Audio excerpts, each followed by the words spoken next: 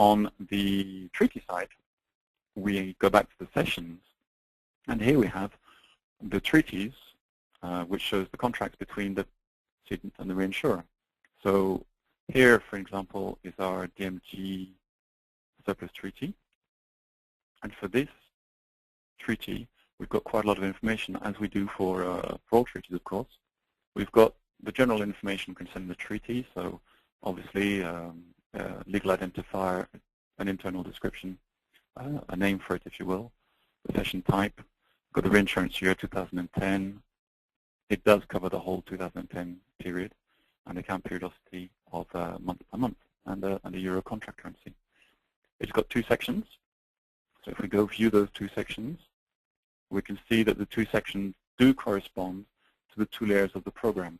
But in fact, the way we've organized Prima Re is there's nothing to stop you having single section treaties where the two layers of the surplus program will be two distinct treaties, or you could have some other multi-section treaties with different mixes. So you could have a multi-section treaty with a first layer, for example, for damage on marine, and another layer for damage on automobile.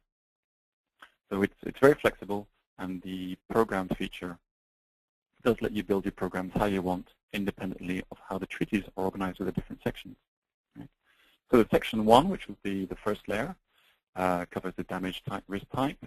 It's got one surplus line from 20,000 to 40,000, just as you saw in the graph.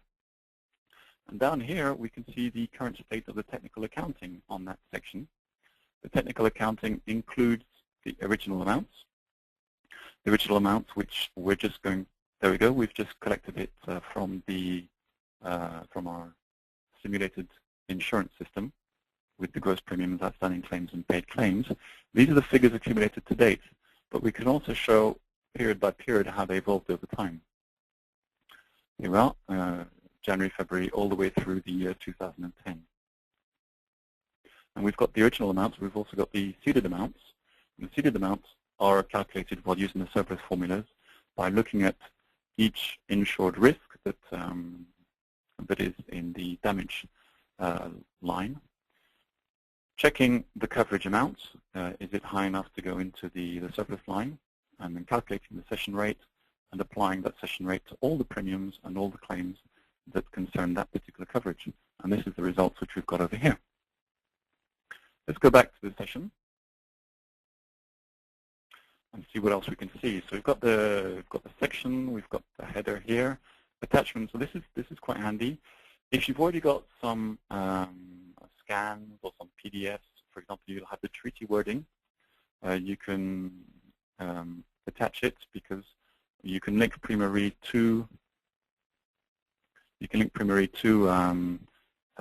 electronic document management system, and then we could have links between Prima Re and directly to the particular scan document. So it could be the treaty wording, or it can be some past statements from before Prima Re was installed, or it could be some bordereau or any particular documents, whether they are scans, whether they're Excel files, Word documents, PDFs, what have you.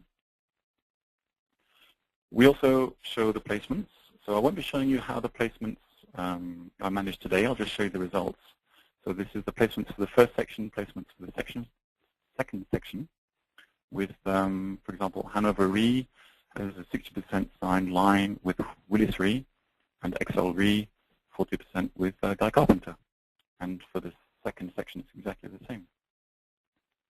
We've got the view of technical accounting. Now, this is the accumulation over all sections. So that's the section 1 and section 2. So this is just exactly the same feature as you saw in the sections.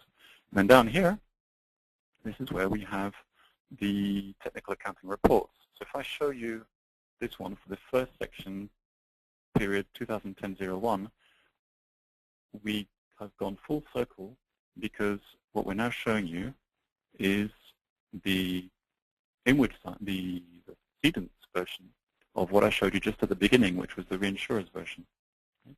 So this is the technical accounting report, which shows the same thing as on the statements, except But of course, instead of having the one line destined to the reinsurer, we have the list of all the reinsurers and the amounts that they